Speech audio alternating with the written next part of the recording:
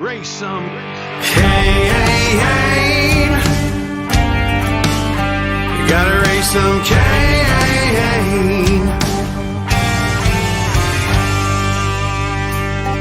In the heartland where the faith runs strong, we've seen the shadows growing long.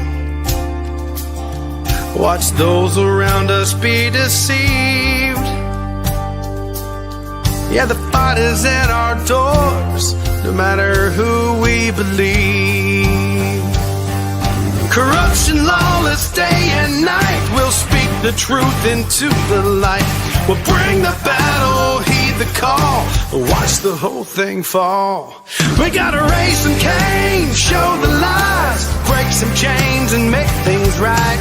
Feel the power, be the change, time is now. We gotta raise some Cain.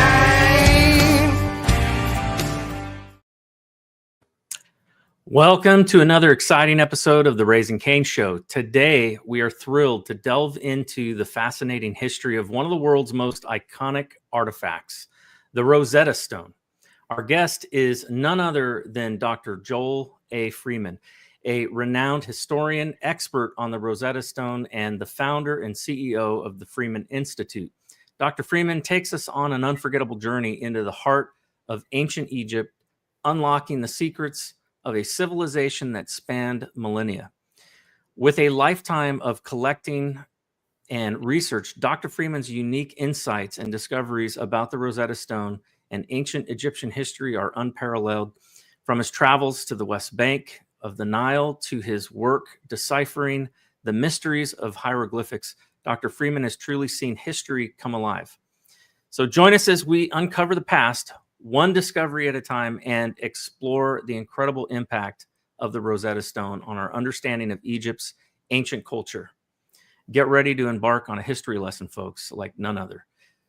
So, Dr. Freeman, thank you so much for joining the show tonight, and I'm very excited to have you on and be able to talk about something different than what I normally cover, but it's something that is very fascinating to me, and so I think it'll be fascinating to our folks that are watching us tonight. I've been looking forward to this. I looked up a little bit about you and what you're all about, and our little time to conversation before this. Really appreciate you, and let's do it. Yeah, definitely. So I guess what I want to start with is, can you tell us how your journey into the world of Egyptian history began? Because I think that's a question a lot of people, maybe don't understand how people even get into this field or what drove you into this, but let's start there. I think that's a good place to start. That's a great question. I grew up in Alberta, Canada. Left home when I was 17. You start hitchhiking all around North America, about 5,000 or 6,000 miles in this thumb right here. A long-haired hippie, dope-smoking fool. And then I had a conversion experience in September 10th, 1972. My whole life just turned around dramatically. And 180 degrees. And if there's any more degrees, it probably could add a few more in there. But and then what happened is about 7 years later, I became one of the first chaplains in the history of the NBA for the Washington Bullets Wizards. But in that time period between my conversion experience to the Jesus of the Bible and working with the Wizards, I had about a year in or after my conversion, I began to see a lot of hypocrisy, not only in others, but also in myself. And I just began to kind of back away and just say, yeah, I don't know if this whole Jesus thing is real. And that's when I really began to study and started looking at internal, external evidences of the scriptures, looking at archaeology, looking at mathematics and science, biology, all kinds of different disciplines. And as I was uncovering the whole elements, all the elements around the spade of archaeology, I kept bumping into the Rosetta Stone as a key element that changed the game. Because prior to the Rosetta Stone was unearthed on the west bank of the Nile in 1799. And prior to that, what happened is that wealthy men from Europe would go to Palestine, in the area. They'd go to Egypt. They go to these different places and bring dynamite and pickaxes and shovels and blow stuff up and come back maybe from Egypt with a mummy. And then on a Friday evening, they'd have a mummy unwrapping party. And so then we fast forward from 1799, 1822 is when the code was cracked to hieroglyphics. And so what happened was, in the meantime, became like an international treasure hunt. We had people from Germany and Italy and Sweden, Johann Acherblad. We had Thomas Young from Great Britain and others in France, Dessaussay and Jean Champollion and many others in France. And it just became this whole thing. I mean, when they uncovered it, and I have this little, this is a depiction of the Rosetta Stone. So at the very top here, we have the hieroglyphics. In the middle part, we have the demotic script, and what some call, we get the word democracy from it, the Greek word demos, just like the Latin Vulgate comes from the word vulgar and common. Common people use this, but it's the similar language to hieroglyphics. It's just the hieratic cursive form of hieroglyphics. And then we have the Greek. The Greek was, of course, Alexander the Great conquered Egypt, and it became a situation where it became the language of the realm. So even in the languages, the top part was reaching the priestly class. And there is like the rings on a tree. The closer you get to the center, it's the esoteric group of people and knowledge and information, and they weren't sharing that with anyone else. And so when the last person died, knowing hieroglyphics, the language died with that person. The middle part was reaching the masses, and then the bottom part was reaching the government class and also the entrepreneurs, the business class. So even in the structure of the language, they were reaching out in 196 BC to all these different types or layers of peoples throughout that region of the world. And there's nothing really stellar written on it. It's just basically the priests in Lycopolis, because you have what's known as Upper Egypt and Lower Egypt. So let's say this represents Egypt. The upper part of Egypt is called Lower, and because it's the furthest away from the origin of the Nile.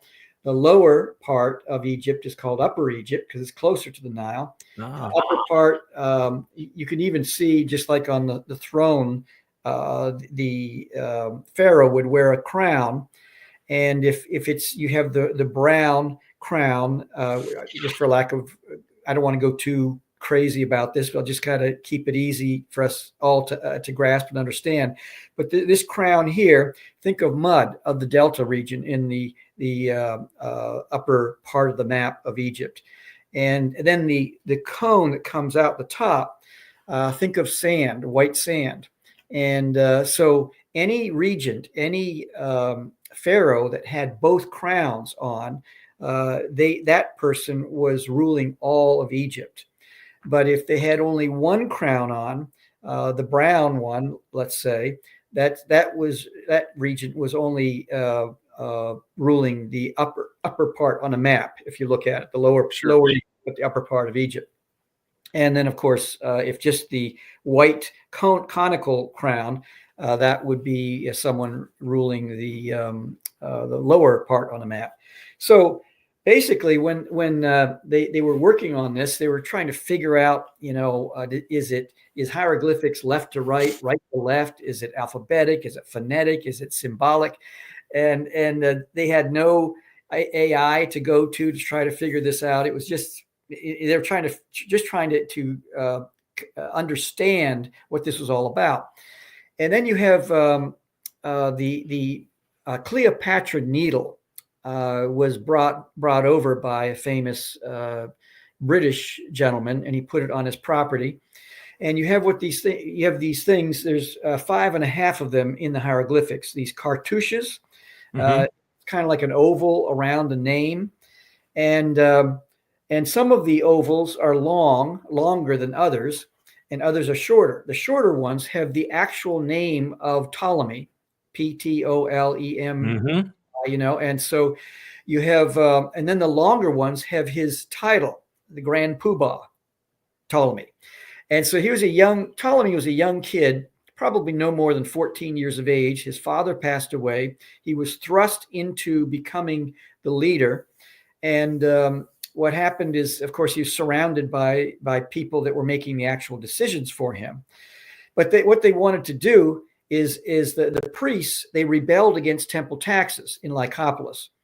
And so what happened is that this basically, when they diverted the Nile, within 2 to 3 weeks, they came out with their hands up and said, we surrender. And they said, okay, what we'll do is we will relieve you of any penalty for your rebellion, and except for maybe 1 or 2 of the leaders, we'll make an example of them. But everyone else you're let go. But you have to now to come up with something where we make a decree that Ptolemy is now a deity. And so this basically is telling the story of what happened in Lycopolis, but then also says that Ptolemy, this young kid, is a deity, a god in Egypt, because there was such tension. I mean, you have Egypt got conquered after about 3,000 years, and all the dynastic periods. After the 25th dynasty, you had Shabaka, you had Pianki, you had Tarharka, who's mentioned in 2 Kings 19 and Isaiah 37. He's a biblical character. He was not a pharaoh at that moment. He was the head of the army in the biblical discourse. But what happened is that after the 25th dynasty, there was a tremendous fall. Then you had the Medes and Persians coming in, the Medo-Persian Empire.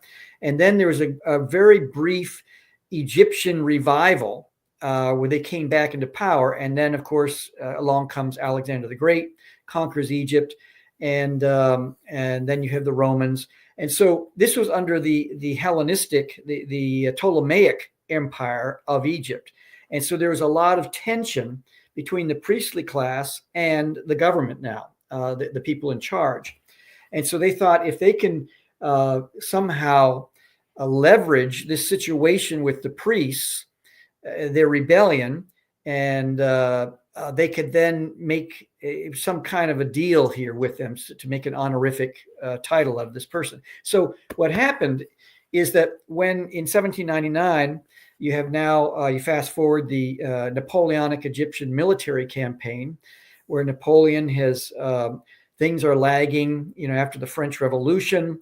There's a lot of challenges going on in terms of food and finances and all kinds of issues going on for that about a decade. And so it's kind of like Napoleon was going to Egypt. He probably had his own issues in terms of would it be cool to have a double crown on his head and be the Grand Poobah, the Pharaoh of Egypt. But also there's a whole tension between the British and the French.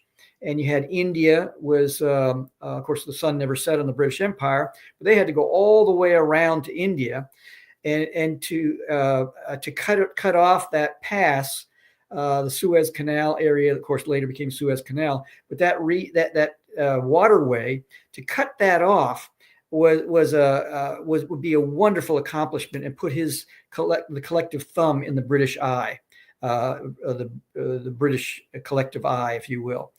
And so that there are some strategic issues here.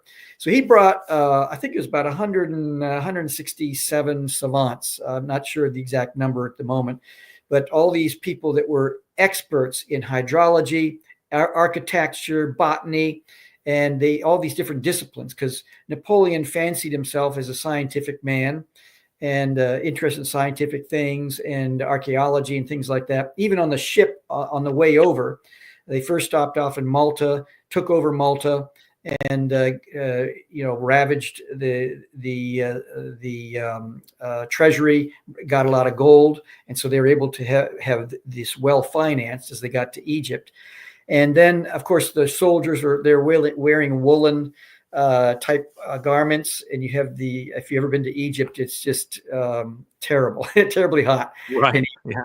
And so they were ill prepared on that level.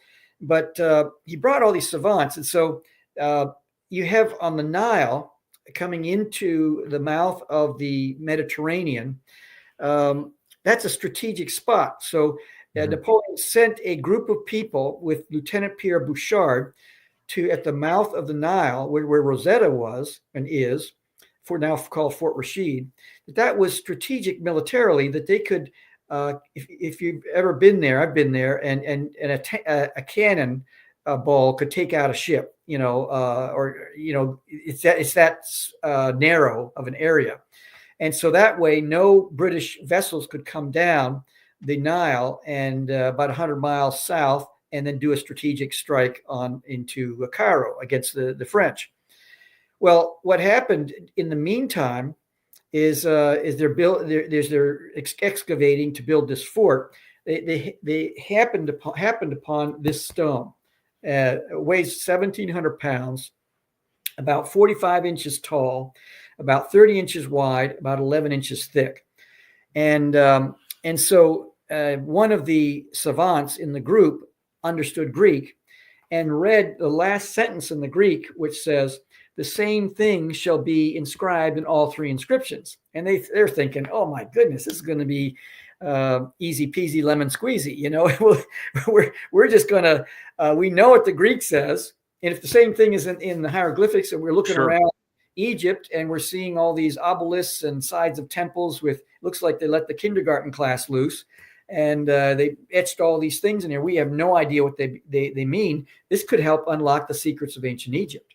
And so I'll come up for air if you have any more questions. But that kind of gives a broad at Sure.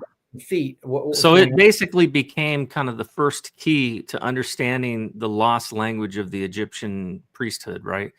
So let me ask you about that, because that's something I've always wondered about, is how did they lose the knowledge of their language? Like, how did that happen? Because I mean, obviously they existed for a very long time, and they had pharaohs, and and they were doing these types of hieroglyphics for a very long time. But at some point, all of that was lost. When did that loss of their language happen? Well, it was no one knows for sure. But I know even today I was reading an article recently. They're saying that I can't remember exactly, but it was like a language is lost every 2 weeks or something like that, which sounds fantastic. It sounds ridiculous. But it's when the oldest person, the last person has knowledge of that language dies. I mean, we see, even with people coming over from Europe, and in the early 1900s, early 20th century. And many times they didn't want their children to know Italian or German or Russian or whatever the situation might be. And so they would hold back on that. And then a whole generation was growing up without understanding the language. And so there's various reasons for this. But it was after 196 BC. We know that much because this someone knew how to communicate hieroglyphics. So the reason I was asking about all that is, I think about like in Europe, you had the Celtic people who had runes, as their language, and of course, you had the Sumerians, which had their cuneiform text. And it seems that, while those languages have become dead languages, people knew, those languages, they knew how to translate it. There were people but it's just weird. Like there must have been some event that occurred in Egypt, that outlawed it or something like that, to where, and I don't know, maybe it was the burning of the Great Library of Alexandria. That could have fit into it. But then you have this upheaval, and as you know, probably better than most, when studying history, is that when upheaval happens, some of the intelligentsia get killed, or they put in prison, because they know that just like in enslavement here in the United States, in the South, they didn't want anyone to read, because That's a very good point. Yeah. if they could read, then they would have knowledge about things, and then they would rebel. And so that could be very, very much a part of that picture.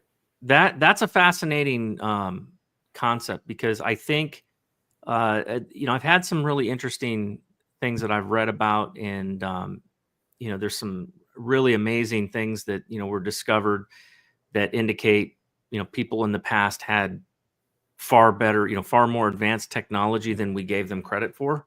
Like the Greeks had batteries, that were made from these big old giant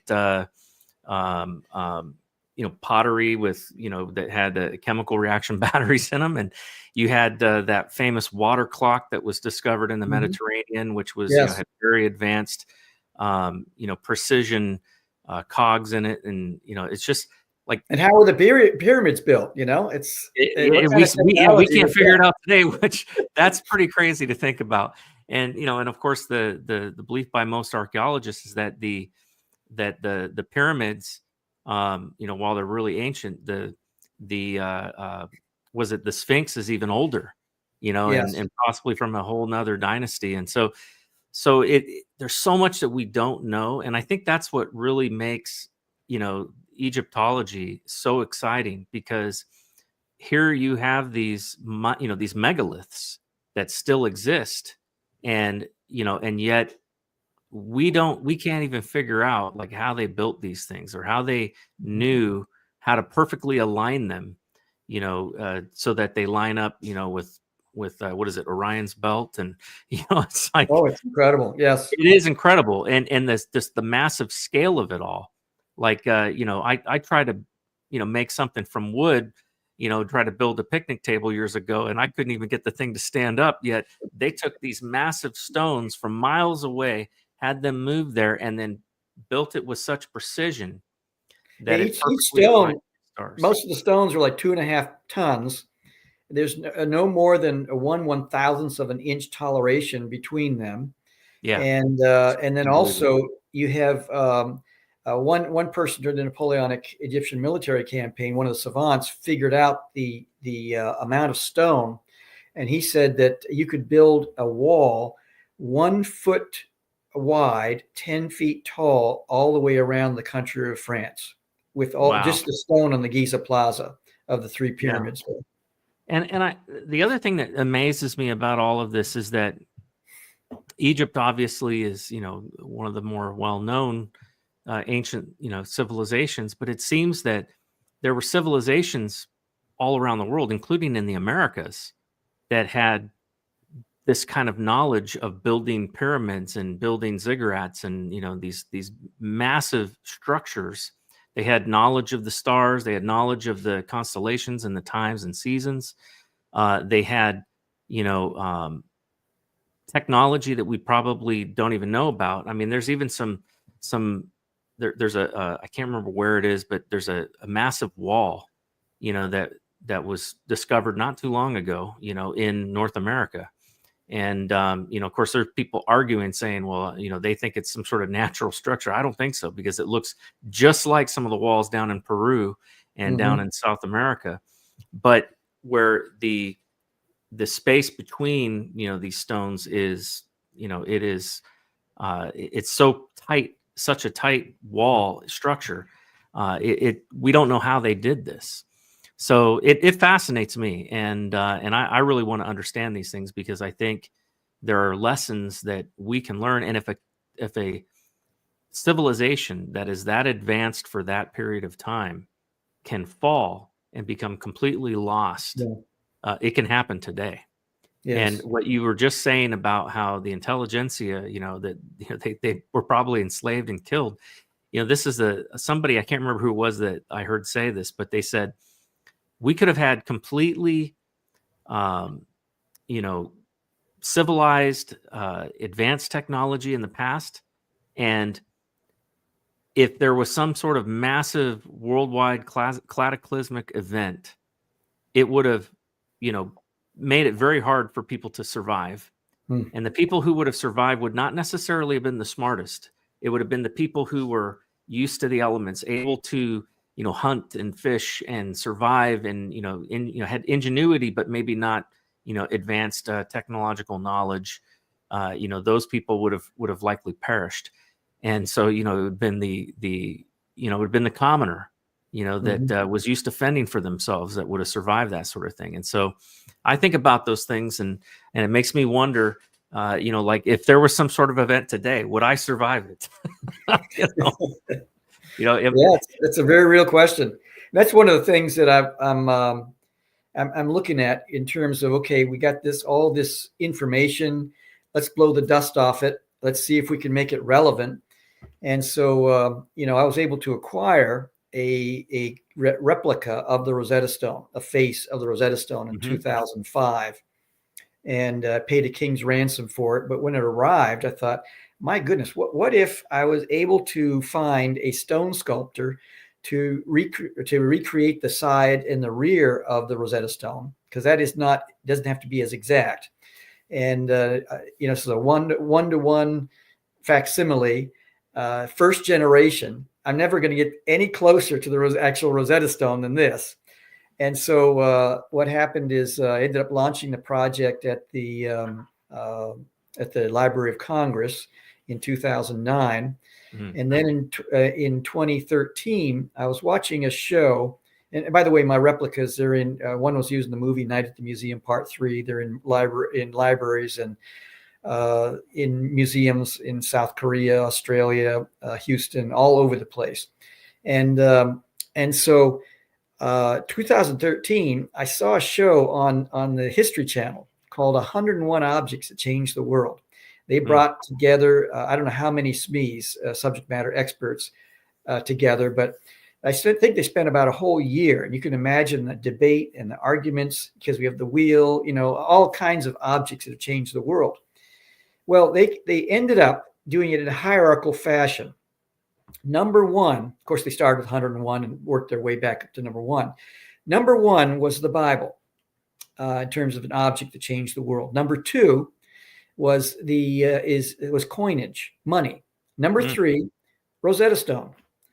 And here I am, already an aficionado about the Rosetta Stone and the history and intrigued by it. And I thought to myself, that beat out the wheel, that beat out the automobile, that beat out rocket ships. You got to be kidding. I must be missing something here.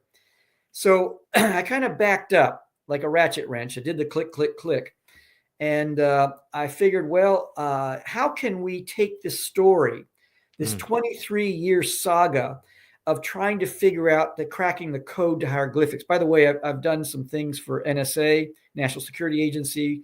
I launched, when they launched the language wars with the Army, Navy, Air Force, Marines, where they play, like Jeopardy and Farsi and Russian and Arabic, some of the finest linguists in the world. And I've been at the L3 building, the auditorium all full of cryptologists, and they're all quivering with excitement. They can't wait to come up and caress the Rosetta Stone face. And, just because that's the granddaddy of code cracking, Right. So what happened is I began to think, what if we take this ancient artifact and transform it, turn it into a modern metaphor for problem solving and critical thinking? And what the catalyst behind that was, we had the Industrial Revolution, where they took steam. They were able to compress steam and change the skylines of cities around the world. They're able to change the modes of transportation, moving people from point A to point B in fantastic ways. And of course, you had on the flip side of that, you have child labor issues, you have pollution, all kinds of stuff coming out. But net, an incredible revolution. Yeah. Now today we're dealing with three revolutions, a triple revolution, or we're dealing with an artificial intelligence. We're dealing, number two, with spatial computing, putting on the goggles and now you're walking around Berlin, or something like that, or out in outer space.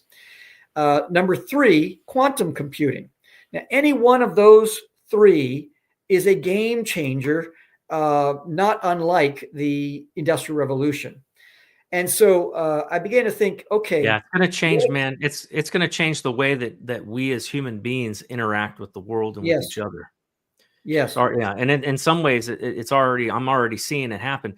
People have no idea just how integrated AI is into everything that we do. everything. Anything in the digital world is already using AI, It's already and there. and it is growing so fast and it's advancing so quickly. In fact, we're outpacing, I think, our ability. We're going to outpace with AI the ability to provide enough power to generate, to run it.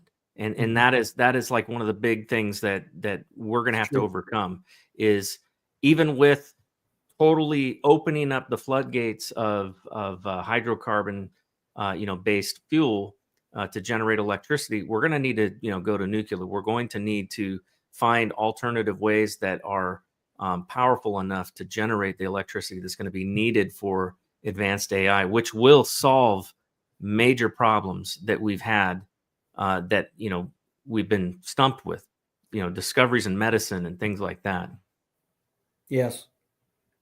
Yeah, just to kind of hitchhike off that is that what I was thinking is that is I find that most people just have their arm up over their head and just saying, I don't know what's happening. It's happening. I can't do anything about it. So I Hmm. thought, what if we have a voice that is full of gee whiz, very cool technology that invites people to use their God-given brain first and during the use of technology. But using I felt it was important to have an epic drama, a story around it. And the Rosetta Stone that hardly anyone knows about, really. I mean, you have the language software company, and you have the Rosetta space project for the European Space Agency. You have Rosetta Genomics. You have all these different folks that are using the term, and rightfully so. But how can we tell this story so that a kid and a 93-year-old can, and everyone in between, 100 years old, can grasp it and then extrapolate, glean some ideas on how to live in this crazy world? And so what I did was I developing a 5,000 square foot traveling exhibit that will travel all around North America. It'll have 4 zones. The first zone will be all about the history, where you have Napoleon and war and all the different elements. That by itself could be the whole exhibit. The second zone will be about code cracking. We have the Enigma. We have the Cyrillic codes. We have a third base coach in baseball going all like this, run, dive, Right, right. bunt, whatever it is, steal. And then you have the Navajo code talkers. Mm. We have the Native American Indian smoke signals. Tatanka's coming, the buffalo's coming. We don't want the other tribal system to know, and so they encode it so that we get the first crack at the buffalo. And so the third zone will be about language and culture. And I'm going to have the Museum of the Bible involved in this because Oh, there's wow. well over 100 idiomatic expressions from the King Jimmy version that we take for granted, and just to show how the Bible impacted culture and so on. The fourth Mhm. zone, what I've done is I've taken the word Rosetta. So you have this is back. I don't know if it comes across right, but I'm looking Yeah, at it backwards. But ROSETTA 7. I've developed 7 steps to solve pretty much any problem within about 10 categories of problems. We have problems that are moral, ethical problems. We have interpersonal problems, race relation problems. We have interpersonal problems, all mechanical, technical problems. And so I've developed a schema, a process, for instance, like the R would stand for, first you got to recognize there's a problem. But we also have to recognize the intensity of the problem. So I've developed an acronym called FIRE maps, where these are the categories of problems, but also is it a campfire problem? Is it a bonfire problem? Or is it a wildfire problem? Mm. And if it's a wildfire problem, all heads on swivel. We need to get accounting, legal, everybody involved in this. Whatever you've got, put it on this. You got to put it on the side. We got to totally focus. And then also emotional intelligence, because just like when I was a young kid, I became a certified lifeguard. And the thing they taught you is if you're going out to a drowning person, if you go straight to them, you are going to, they're going to pull you down with them. You got to stiff arm them to get behind, and then you can bring them to safety. And the same holds true with emotional intelligence. A person can have an answer, just like my wife, and perhaps if you're married, your wife, where you have a situation, my wife has a problem and all she wants is a hug. She doesn't want me to solve it. And maybe 48 hours later, I can say, honey, I was thinking about this, and is it a good time to talk about this? Maybe come up with some solutions. And so what we want to do in the there's a great video, by the way, on that. If folks, if you're listening, go check out this video called "It's Not About the Nail." After our show, you will laugh your head off. I've seen it. You know what I'm talking about. I know it. It's only about 2 to 3 minutes. Example of what you just described. Oh, yes. So basically, what the fourth zone, we're going to show, for instance, I ended up, just about 6 years ago, started working on a Black history curriculum, an inclusive account of American history called Black History 365, working with Dr. Walter Milton. And now we're down to over 500 school districts. And it's now a solution to the education gap in America in this particular area of Black history. And that's kind of the way I'm wired is in this fourth zone, is to show how solutions have been come about and show the iterative process. It's very difficult. It is mind-numbing. There's a lot of people around a person trying to solve a problem saying it can't be done, and you're an idiot. Why are you doing this?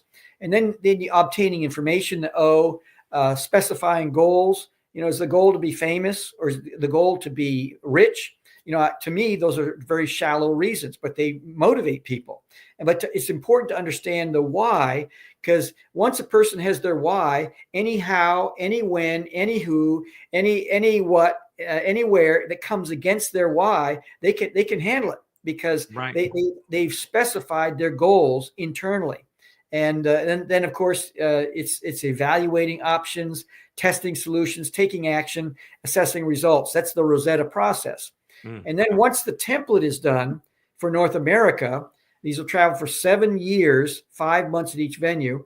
Then we're going to create two more for China, one for Southeast Asia, one for Europe, and then one that'll travel to various cities that aren't impacted by the other orbits, like Sydney, Moscow, Joburg, Tel Aviv, places like that.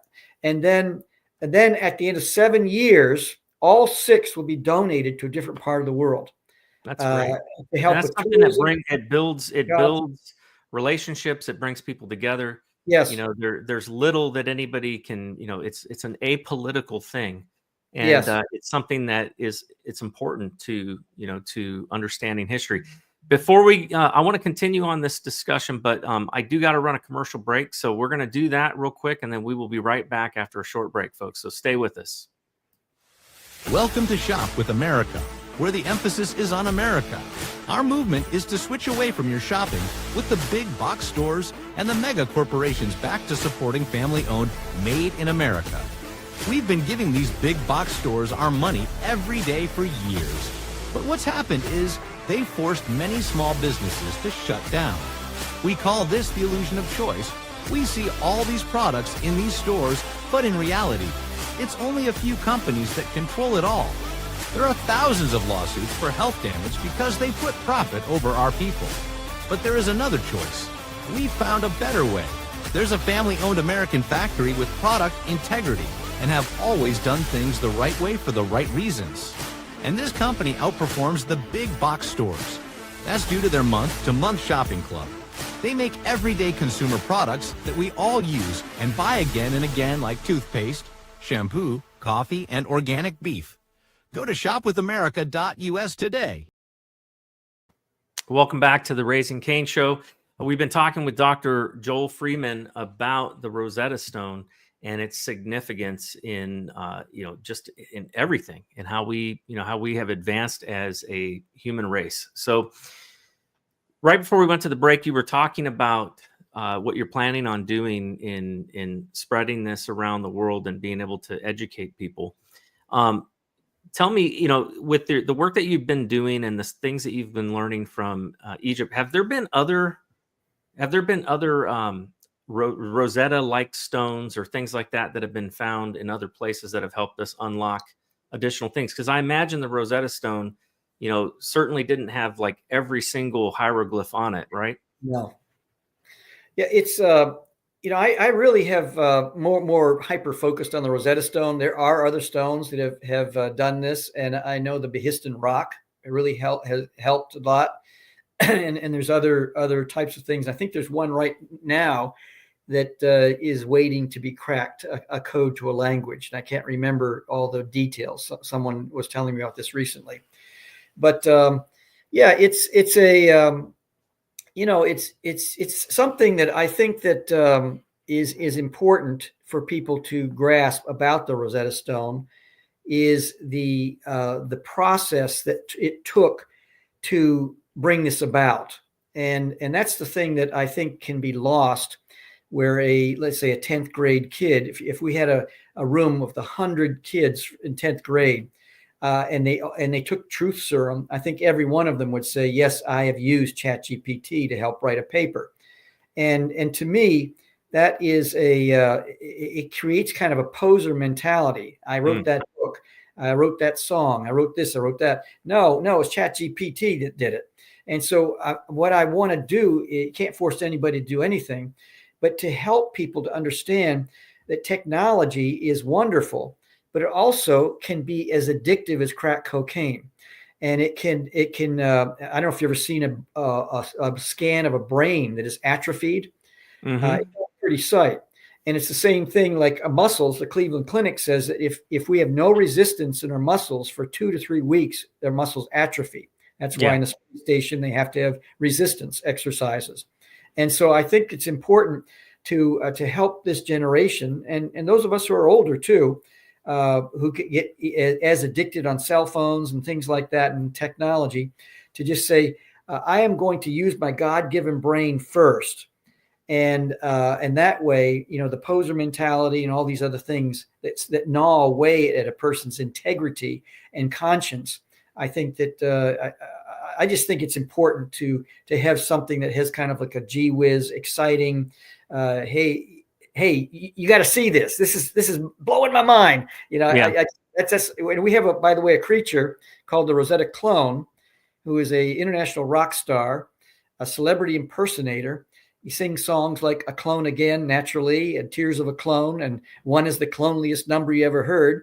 And so we're trying to do something that will be so engaging that when kids are experiencing it, either on the metaverse or in real time in the real space, that they will be texting their friends saying, "You got to see this. You got to see this." And that's the kind of emotion and passion we want to elicit from this. In my world of cybersecurity, I've been doing it for about 27 years, and I went through NSA's cyber core training, and they start by, no matter where you're at, no matter what your background is, they don't care. They make everybody go through fundamentals, a networking fundamentals course, and then you go. They start you off before they ever let you even touch any of these, exploitation tools like Kali Linux or things like that. They start you off actually building from the scratch, from the command line, your own socket, which is basically the connection point between one computer and another. And so they take you through it step by step, because now in the real world of fighting, hackers, you don't want to be dependent, or you don't want to be relying just on that kind of, level of understanding, because you need tools that will give you an advantage that can help you speed up the process. But without understanding the fundamentals, without understanding, how things come together, then you don't really know how to investigate properly. That's right. Because you need to have that foundation in order to build upon. And so I think that's what it sounds like you're talking about in regards to, what needs to be taught to kids and what they need to understand. Technology is a great thing. AI, I think, is a wonderful thing. But if you utilize AI as a substitute for your own brain, then before you know it, you're going to be a slave to it. That's right. the same with media. If we allow media to feed us everything that we know about what's going on with the world, then we only know what we're being fed. And if the wrong person gets control of that and they start feeding us, propaganda, before you know it, we're going to be a slave to that mentality instead of losing our critical thinking, or using our critical thinking and our ability to investigate, our ability to test things and to know the truth, from a lie. And that's what I think. That pre-chewed information. Yes, absolutely. Somebody posted something here up in the chat. I want to bring up their comment because I thought this was interesting. So I have no idea how I will live in this new super AI world. I truly struggle with tech, and because of MS, barely know how to use my phone. So there was something that I remember learning about when I was in college, and they talked about it. They call it cyberphobia. And there's a real thing where people become, they become so afraid of technology. They think, oh, there's no way I could understand this or know this. And so they just kind of shun it. It's like a modern day version of a Luddite, I guess. Now, so I think it's important that we understand the advancements and the things that, that are coming so that we can utilize it. But we've got to understand that those things, like you were saying, if I don't go out and exercise, like, God designed me to get physical exercise through labor, through working, through doing things. And if I sit at a desk all day and I never go out and walk and I never go out and exercise, I'm going to atrophy in my physical body. It's going to lead to, health problems and things like that. If I don't use my brain and I don't use certain parts of my brain, those parts that actually require me, to learn things like language and learn things like, mathematics and computing and, all of those things, it leads to atrophying, of our brain as well, because those neurons die after a while, and it will reshape our brain into something that doesn't utilize all that excess neurons. And I do think that is a problem that we have to face as a world. What do you think is the greatest benefit that, some of these discoveries and things that you've worked on in Egypt, out of all of the things that you've worked on, what do you think is probably the most profound lesson or discovery from your work with the Rosetta Stone and ancient Egyptian history? Well, as a man of faith, I think that probably the greatest thing is the spate of archaeology, the soft science discipline of archaeology emerged, because once they realized what was being communicated in hieroglyphics, it then unlocked the secrets of ancient Egypt. And then they just said, time out, whatever you used to say time out, they just said, we need to have something that we codify, and we have a certain approach. It's called controlled demolition. A hill, a tell, you drill down, you go down 10 feet, 20 feet, 30 feet, you pull up pieces of pottery, you date the strata, where it is, and then you attack the hill with a toothbrush and a paintbrush and a little trowel, and layer by layer, you begin to unlock the secrets of that. So language, in my opinion, is very important. They say that they can determine how many prisons to build in a region by the literacy rate at second, third grade. And so wow. Illiteracy is a ticket to prison. And so I think that in a similar way, if when a person becomes literate, they can now read a menu, and they're not dependent on someone else to say, well, that's potato, that's beans, that's corn, or drive a car. Well, there's an exit. What does that say?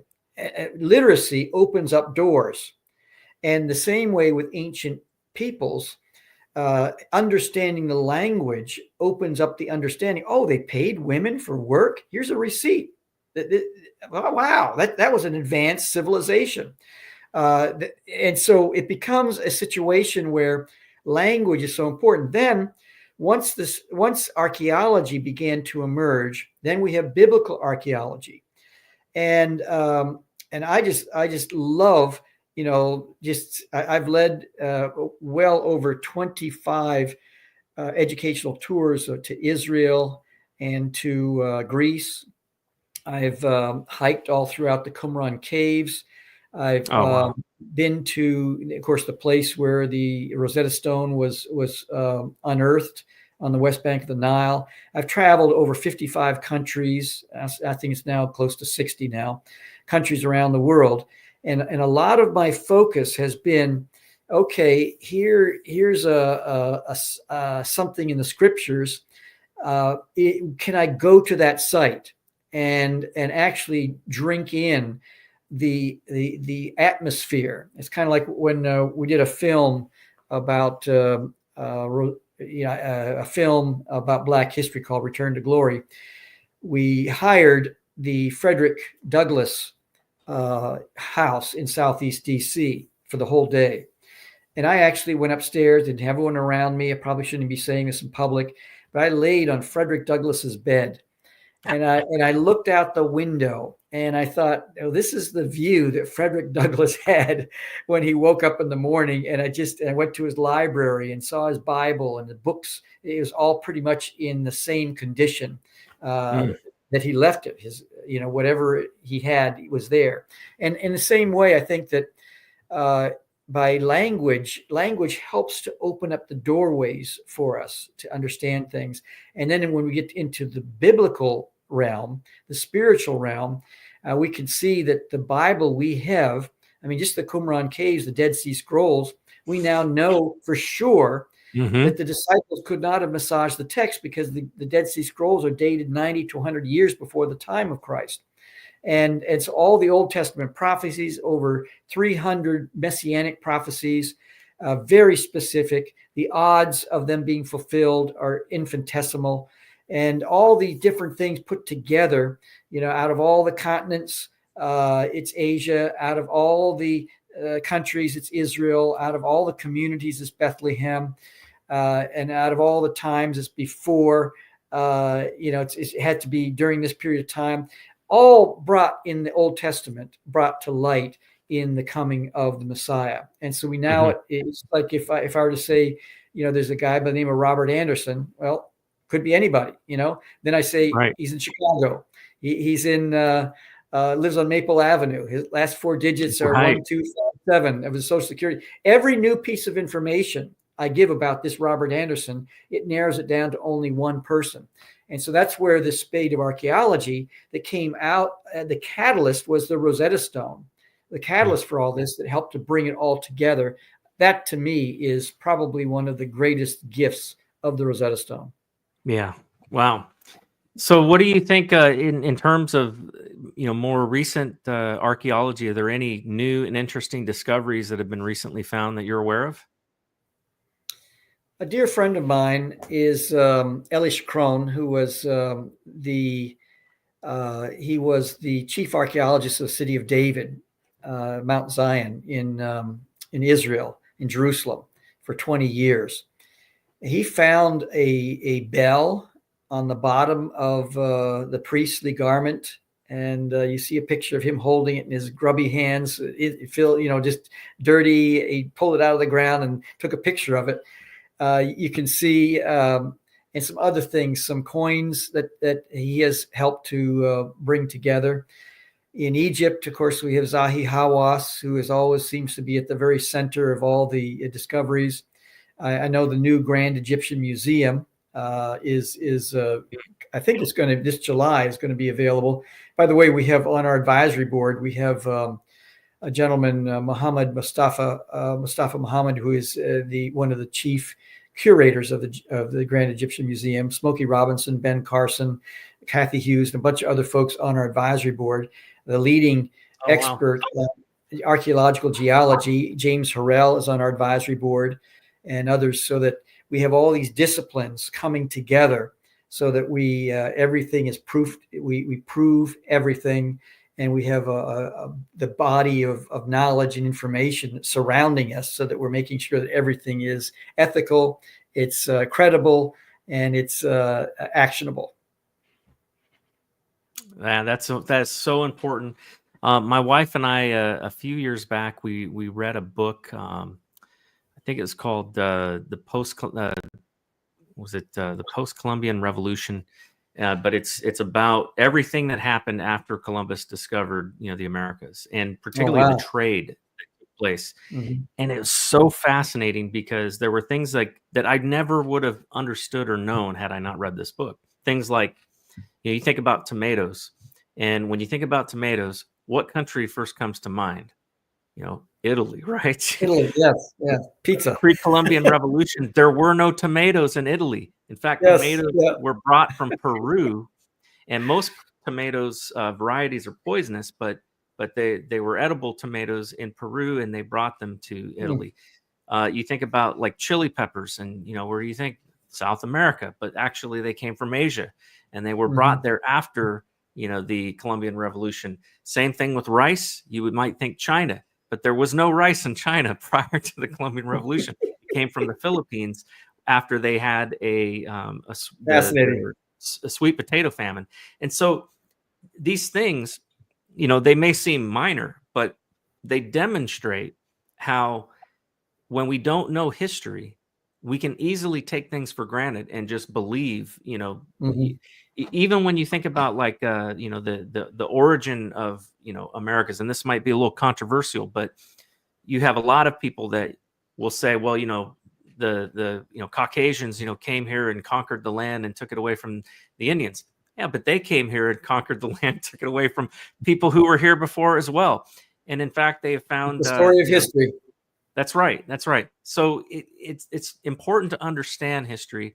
We think about like what's going on right now in Israel, and about the just the attacks that have been on the people of Israel, and trying to deny them their claim to the land of Israel, when in fact archaeology proves beyond any shadow of a doubt that they did historically have possession of that land.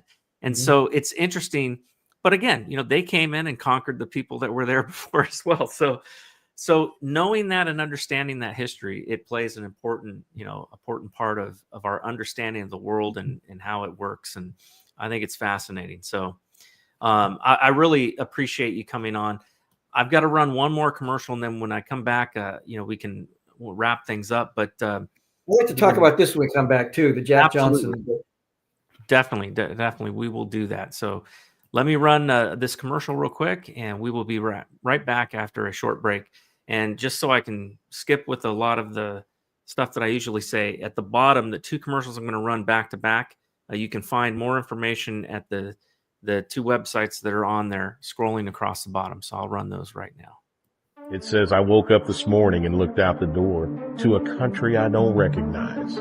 They put masks on our face to hide our pain, and there's no fire in most people's eyes.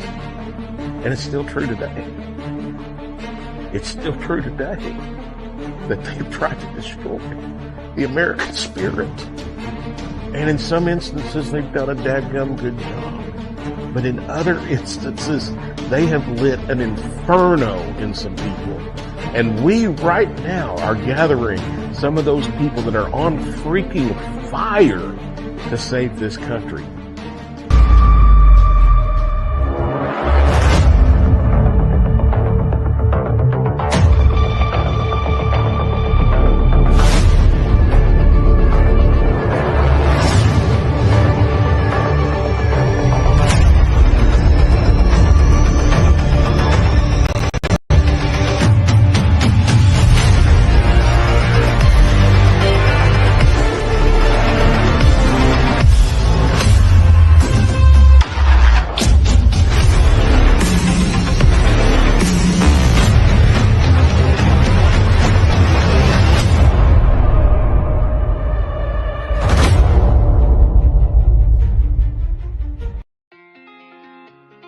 Increasing expenses have caused us all a lot of pressure these days, and it's affecting even the wealthiest of people. Most have lost their sense of security, stability, and even hope for a strong financial future. The game plan of everyone in your cell phone has likely been disrupted or even hardcore stopped, and most are looking for a creative solution to regain financial momentum. Oftentimes, life's best solutions are the simplest, But first, a question. What is something most people think they should own but don't? Crypto, fine art, real estate? Nope. We are talking about real money. The kind kings and queens fought for and large institutions today buy in mass. We're talking about gold and silver, assets that provide confidence in tough financial situations. So the question is, do you own any? If you don't, you're not alone. Most people aren't maximizing the power of precious metals because it's just been too complicated. And even though they see advertisements about gold and silver daily, they don't really know who to trust. That is, until now. The bottom line is that buying gold and silver doesn't have to be complicated or scary. There's a simple, better way to accumulate assets and create financial peace, headache-free. And this very minute, a new community of average people are seeing above average results to the tune of tens of millions in assets over the last few years. This system is tested, it's simple, and it's not an experiment. To date, it's helped more than 80,000 people bring hope back into their lives. It's invitation only. And right now, this new community has accepted a challenge to give away as much free gold this year as possible. Curious? Learn how to get your free gold today. Check out the next step to get the details.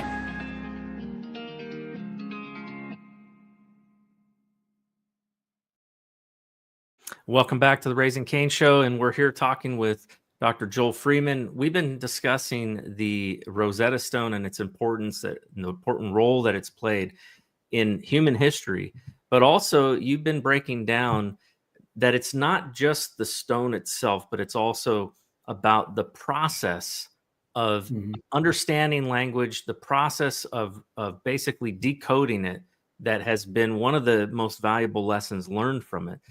So before we went to break, I wanted to ask you about that. You've talked about what you're doing and what your plans are in the future to basically spread this knowledge around, the world, which I think is great. Where are you at with that process right now, and what is your timetable that you're looking at to be able to do that? Well, I have brought this forward as far as I can on my own funds. I funded everything it is thus far. And so now we're in a mode raising 10 million for North American and then another 20 million for the global footprint. And we have some very interested people looking at this. And one of the things that I'm doing is I've just finished a booklet about Jack Johnson, the boxer, called Jack Johnson Speaks.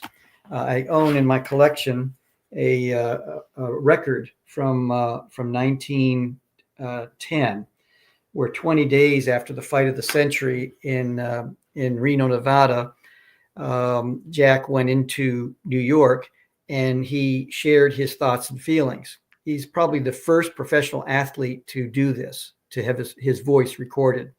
Oh, and wow. I own the only record where he's describing the 5th to the 15th rounds. And so what I've done is I've taken it down to 13 audio segments. We ran it through AI. We're able to bring forward some of the words that were unintelligible. We reduced the hiss and the pop, and now we're sharing this with the world. And so through QR codes, people are now able to hear his voice. There's a blues song that I produced. And then also I've taken out of what he said, I've developed a 10-step war strategy that he used before and during the fight to win the fight of the century. And imagine it's 1910 and they're calling it the fight of the century. Wow. Only a decade in and they call it the fight of the century. And it has it's aged well. It was and is the fight of the century. So where can people find this book? Is it on Amazon, or is there a website they can go to get it? It is on Amazon, on eBay, but it's if they go to jackjohnsonspeaks.com, jackjohnsonspeaks.com, that gives a landing page that explains the whole thing. And then if they're in US, there's a physical booklet. Out of US, we have an online delivery system for the material, and there's a lot of bonus material on there. And then I have other things like Hurricane Bigotry, a song that I wrote, and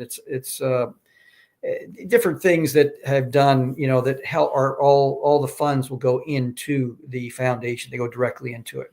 That's great. Hey, well, maybe maybe if the president is listening, we can get some of the those funds that were clawed back to from some of these ridiculous things and use it towards actually helping to educate our own children and our own people, because I think a lot of the important things that need to be taught, especially these types of things about history that have completely changed, have completely advanced the human race culturally and technologically. I think it's important for us to know those things and be able to share that history. And what better way to do that than in a very tangible, physical way, where kids can interact with and learn this process of decoding and how important it was. I think that would be great. So that's awesome. I always give my guest on the show the last and final say. So we've talked about a lot of things, and people have short attention spans. So especially due to all the technology today, right? We're talking about that. So if there's one thing that you want people to take away from our conversation today, what would that be? I would just say, don't shrink away from the hard work involved in solving problems, and to we're planning to do a K2, 3, 5, 6, 8, 9, 12 college curriculum for this, but I just want to help people to be a solutionist. So when they're having lunch somewhere and someone next to them is moaning and complaining about something, they just say, "Wait, you're lucky. You're fortunate. You're blessed. You're sitting next to a solutionist." So I want to bring the word solutionist to the forefront so that people begin to think this way about everything in their lives, and not to be weird about it, to have emotional intelligence about it, but to just be thinking about problem solving. Because if you're in business because you're solving problems. When you cease solving problems, then you'll be out of business. If you're big and you solve problems, it might take a year for the entropy, for everything to fall apart. But even entertainment, if you're a filmmaker, musician, play basketball, you're solving a problem. You're giving people an escape for 2 hours, and to kind of go into something else and to get away from their issues. So I want to bring back this whole idea, or help to bring back this whole idea of problems. Oh, you got a problem? Oh, come. If it's appropriate, can I give you a hug? Because you are, if someone has a problem in a job, in a situation like that, you're my job security. If you got a problem, I have a job because I'm here to help solve it. Yeah, that is the basis of customer service, and it's something that that everyone that is working on a job site, working on a contract, or working for an employer, you got to know who your customer is, and you got to make sure that you're solving their problems, and that you are valuable to them. Know your values. Yes. That's very important. Well, thank you, Dr. Freeman, for sharing with us tonight. And I always like to close in prayer, because I recognize that we have our part to do, but we also need that hand of God. Absolutely. and His help in achieving these goals. So I want to just pray for you. Heavenly Father, Lord, I thank you for Dr. Freeman. I thank you for the work that he has worked on, and his desire to solve problems and to help others learn to solve problems. I pray, Lord, that you would bless his work, that you would help them to obtain and raise the money that is needed for the project that they want to do. And I pray that you would give them great success. I also, Lord, pray that you would raise up in this generation, Lord, that you really truly would bring about a golden age of knowledge and education and wisdom that we have not seen in our lifetime. I pray that this would be a new era of expanding our knowledge and critical thinking, and expanding our understanding of the past and of history, so that as we make decisions moving forward, we can do it wisely and leave behind a legacy for future generations.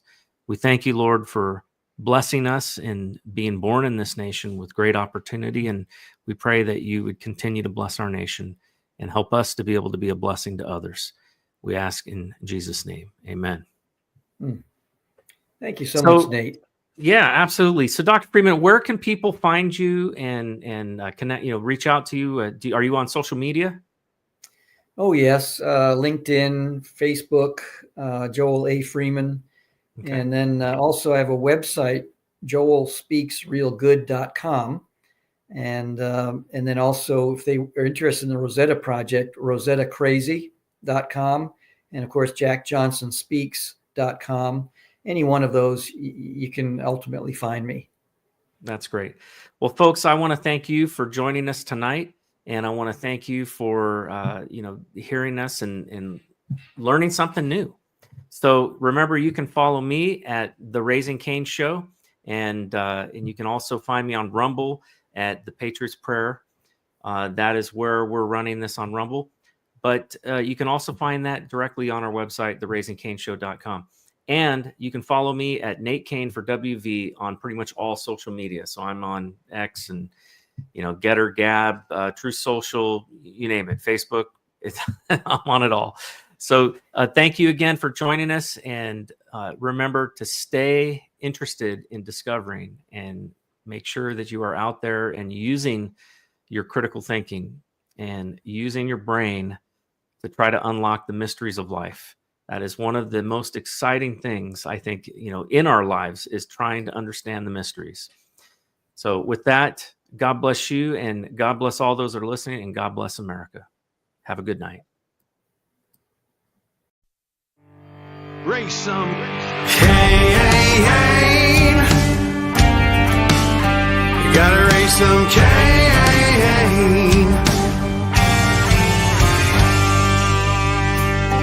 In the heartland where the faith runs strong, we've seen the shadows growing long. Watch those around us be deceived. Yeah, the fight is at our doors, no matter who we believe. Corruption, lawless day and night, we'll speak the truth into the light. We'll bring the battle, heed the call, watch the whole thing fall. We gotta raise some Cain, show the lies, break some chains and make things right. Feel the power, be the change, time is now. We gotta raise some Cain.